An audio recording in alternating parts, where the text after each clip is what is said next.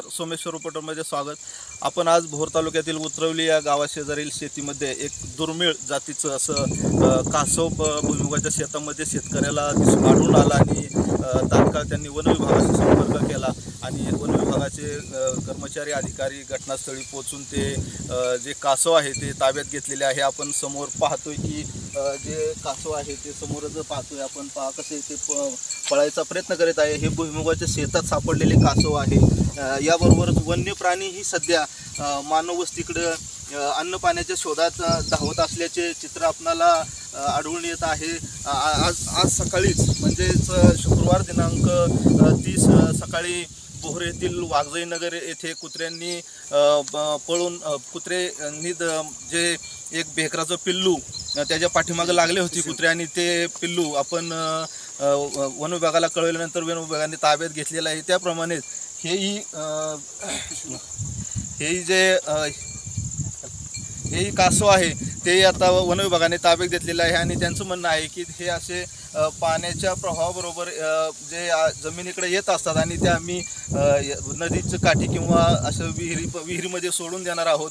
आपण समोर जे कासव आहे ते वन विभागाच्या ताब्यात दिलेले आहे आणि आपण चाललंय परत पळून चाललंय। आपण कासव पाहतोय समोरच आणि त्याचे चित्रही पाहतोय आपण। ते कासव पळून जाण्याचा प्रयत्न करत आहे, मात्र वन विभागाच्या अधिकाऱ्यांनी ते ताब्यात घेतलेले आहे। समोर पाहतोय चित्र आपण।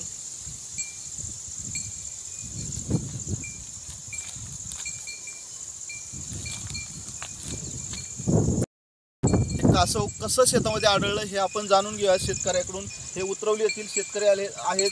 मावशी, कुठं सापडलं दिसलं तुम्हाला? हे आम्ही भुईमुग काढत होतो, भुईमुगात त्या टाळ्याखाली लपलो होतो। आम्हाला वाटलं असं काळा दगड आहे का काय, मग उलटून बघितलं त्याने पाय बाहेर काढले, म्हणलं कासव। मग या मुलाला फोन केला, कासव दिसल्यानंतर तुम्हाला वेगळं काय वाटलं? दुर्मिळ वाटलं। असं हा कासव प्राणी शेतामध्ये कधीच पहिल्यांदाच बघितलं एवढ्या 20-25 वर्षामध्ये। एकदम घाबरले का झाले एकदम शेतामध्ये असल्यामुळे। कासव तुम्ही ज्या वेळेला पाहिलं त्यानंतर लगेच तुम्हाला वन विभागाला कळवण्यासाठी काय कोणी मदत केली का तुम्ही स्वतःहून वन विभागाला कळवली? मी स्वतः फोन केला, संतोष मस्के सरांना फोन केला। त्यांनी मग वन विभागाला सांगितले की अशा ठिकाणी उतरलीमध्ये शेतामध्ये कासव आहे म्हणून। म्हणजे शेतकऱ्यांनाही हे कासव भुईमुगाच्या टाळ्याखाली आढळून आले। शेतकऱ्यांनी प्रामाणिकपणे तात्काळ वन विभागाला कळवण्याचा प्रयत्न केला आणि वन विभागाचे कर्मचारी घटनास्थळी पोहोचून हे कासव ताब्यात घेतलेले आहे। सोमेश्वर रिपोर्टरसाठी संतोष मस्के, भोर।